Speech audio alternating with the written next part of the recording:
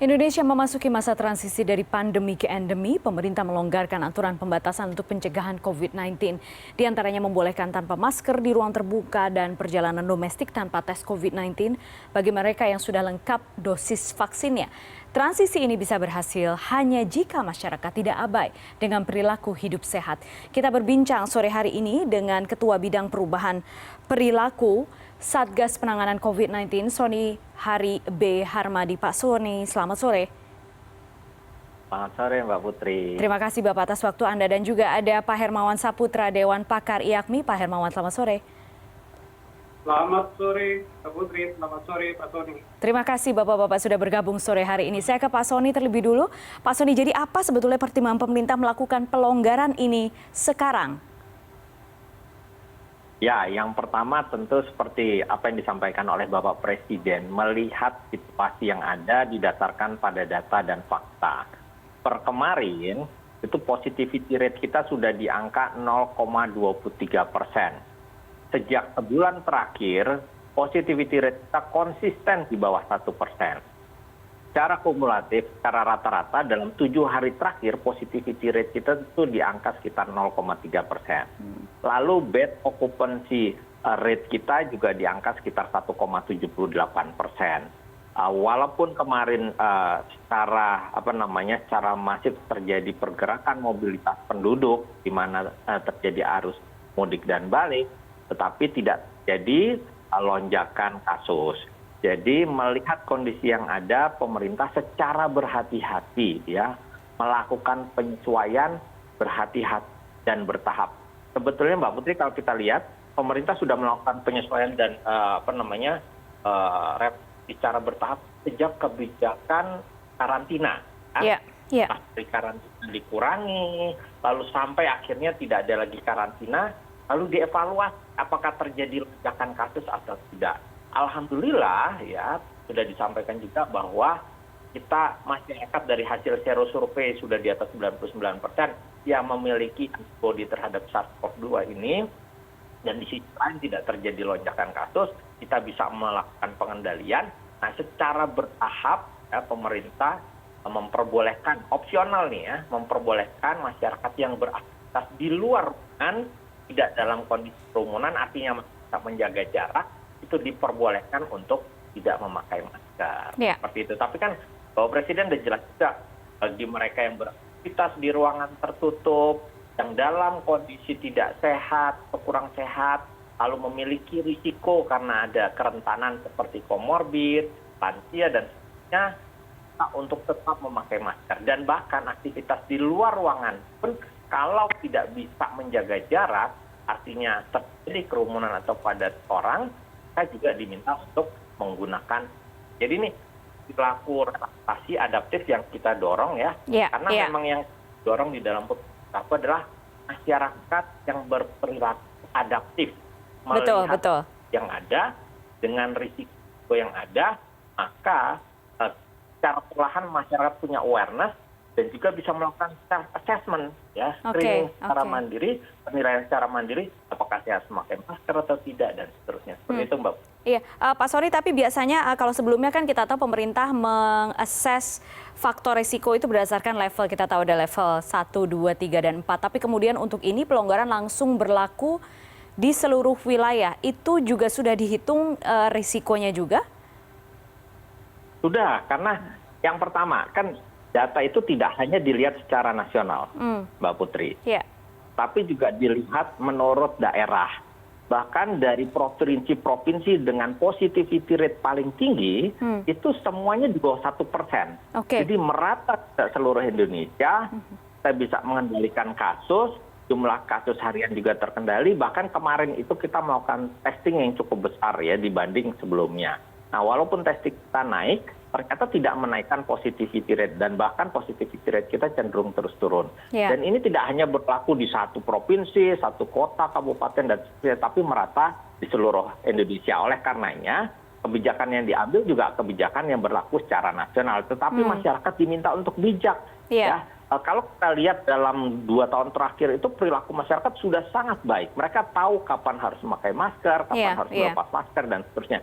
Dan perilaku baik ini juga termasuk perilaku hidup bersih itu terus dilakukan oleh masyarakat dan secara bersama-sama kita bisa menjaga ini masyarakat punya literasi kesehatan yang semakin baik dan semakin bijak di dalam melakukan perilaku terkait kesehatannya. Oke, baik Pak Hermawan sekarang. Pak Hermawan, menurut Anda ini memang sudah timing yang tepat karena memang kita lihat di negara-negara lain juga sudah dilakukan sejak katakanlah sebulan atau 2 bulan yang lalu.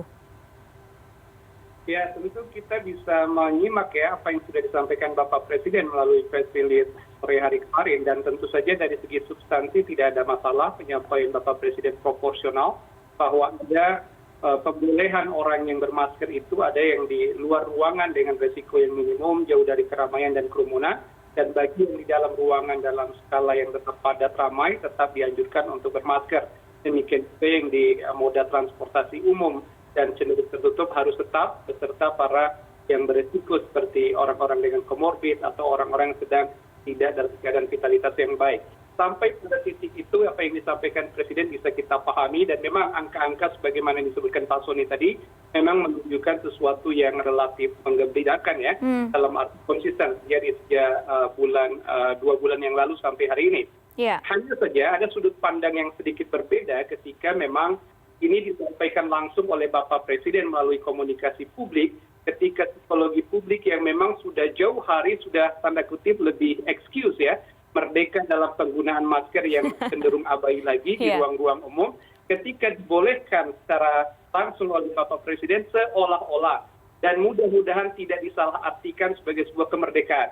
Padahal yang disampaikan oleh Bapak Presiden itu masih hal yang proporsional sekali. Jadi bagi mereka yang ada risiko dan mereka yang intens dengan keramaian kerumunan tetap harus menggunakan masker, terutama pada moda transportasi dan fasilitas ruangan tertutup. Nah, hal ini tentu saja berkaitan dengan timing komunikasi ketika hari kemarin itu persis 14 hari setelah Lebaran ya, Idul Fitri. Yeah. Jadi kalau hari ini sudah hari ke-15, kemarin masih hari ke-14, artinya 2 minggu setelah Idul Fitri.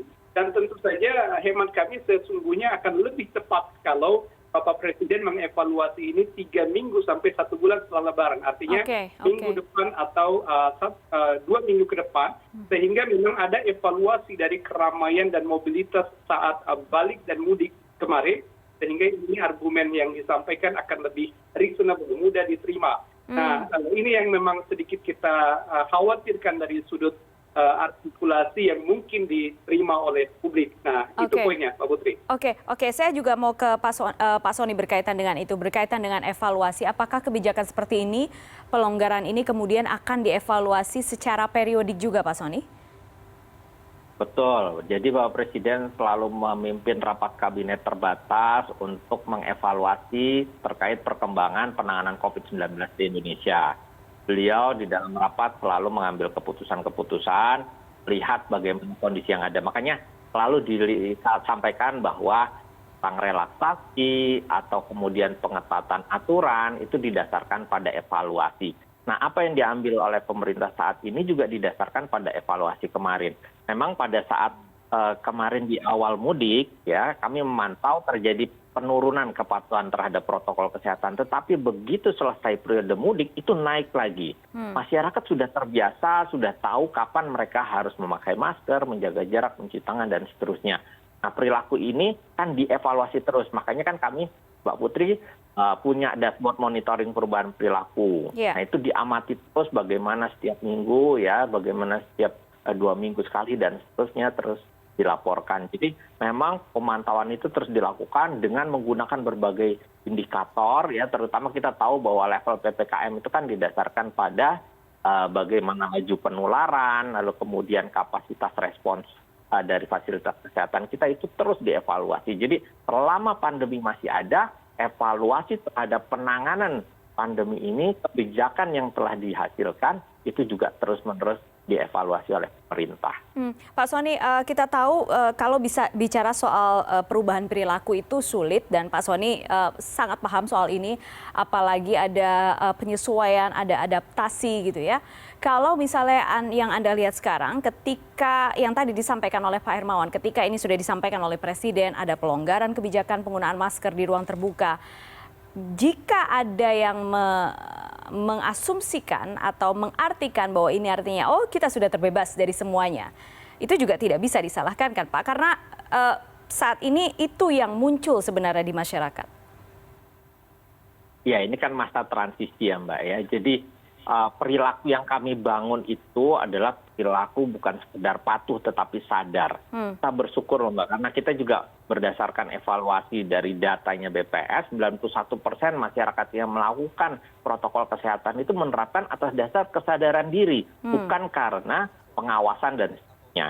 Nah terus kemudian selama 2 tahun, kita mengedukasi masyarakat kenapa mereka harus pakai masker, kenapa mereka harus jaga jarak, kenapa harus cuci tangan, dan seterusnya. Jadi pengetahuan tadi itu terinternalisasi ke dalam masyarakat. Dan yang kami buat bukan hanya pengetahuan untuk individu-individu, tetapi membangun norma sosial. Nggak ada kepedulian bersama memakai masker itu bukan hanya melindungi diri sendiri, tapi juga melindungi orang lain. Nah, oleh karenanya dengan adanya kebijakan pelonggaran penggunaan masker di ruang terbuka ketika tidak padat orang, itu terus kami sosialisasikan. Artinya masyarakat diminta melakukan self assessment. Apakah di ruang terbuka tersebut bisa menjaga jarak atau tidak? Jika tidak bisa menjaga jarak, maka sebaiknya tetap memakai masker. Apabila bisa menjaga jarak, berolahraga ya dalam jarak yang cukup memadai dan seterusnya, masyarakat boleh untuk tidak memakai masker. Tetapi di transportasi publik, di ruang-ruang tertutup yang risikonya lebih tinggi terhadap penularan COVID-19 melalui airborne dan juga aerosol, maka masyarakat diminta tetap mematuhi protokol kesehatan. Oleh karenanya kami di Satgas juga tetap mendorong semua institusi, terutama institusi yang memiliki ruang-ruang tertutup tadi, untuk memiliki Satgas protokol kesehatan, tetap mengawasi, ya, tetap menerapkan 3M, ya, pelaksanaan dari protokol kesehatan yang sudah 2 tahun terus-menerus kita kampanyekan. Pak Hermawan, sebenarnya di masa transisi ini, apa yang harus diwaspadai oleh masyarakat sekarang? Transisi saat ini, Mbak Putri, tidak hanya transisi dari pandemi menuju endemi untuk COVID-19, tapi ada transisi epidemiologi lain. Kita harus lihat, sejak 2019, negara kita kembali menjadi negara dengan kasus tuberkulosis terbesar di dunia. Belakangan ada juga hepatitis akut with unknown etiology, yang juga berpotensi bisa menular melalui saluran pernapasan di samping saluran pencernaan, artinya bisa juga melalui droplet dan saluran udara. Dan disinilah kebermanfaatan masker itu menjadi sangat penting. Jadi adanya kebiasaan penggunaan masker, kewaspadaannya tidak hanya sekedar COVID, tapi untuk penyakit-penyakit lain juga yang memang faktor risikonya meningkat selama pandemi ini. Nah, maka itu kebiasaan baik ini tidak harus kita gegabah untuk menyampaikan kemerdekaan murni seperti halnya kita sebelum pandemi COVID, tetapi kebertahapan, ada semacam timing yang tepat untuk kita betul-betul menyampaikan secara publik excuse dan pembolehan itu. Di sisi lain juga kita melihat WHO sendiri kan belum mencabut status pandemi dari global ini. Ada negara-negara seperti Tiongkok, bahkan Korea Utara yang baru mulai mendapatkan kasus-kasus yang secara signifikan. Berarti di dunia internasional belum sepenuhnya COVID ini hilang. Maka itu juga kewaspadaan dalam negeri termasuk mobilitas internasional agar tetap dalam kewaspadaan, pemantauan, dan screening bahwa vaksinasi itu sebagai bagian dari proteksi, tetapi sifatnya adalah peningkatan proteksi secara individu yang menuju komunal. Tapi kalau kita bicara orang yang sudah tervaksin tetap punya potensi terpapar dan punya potensi untuk menularkan. Itu sebab masker adalah cara terbaik dan komunikasi saya pikir ini harus terus ditindaklanjuti setelah Presiden menyampaikan ini hari kemarin oleh para Satgas COVID, teman-teman penggiat, bahkan teman-teman di Kementerian Kesehatan sampai ke Dinas Kesehatan dan kita semua. Oleh karena ini bijaksananya kita di dalam bersikap, mudah-mudahan sesuai dengan apa yang disampaikan pesan oleh Bapak Presiden. Tidak diterjemahkan sebagai kemerdekaan murni oleh bagian masyarakat yang memang sebelum ini juga sudah sebagian merasa merdeka, kira-kira begitu. Betul, yang sebagian selama ini sudah santai gitu ya. Pak Sony, jadi berapa lama waktu yang ditargetkan pemerintah sebenarnya untuk masa transisi ini?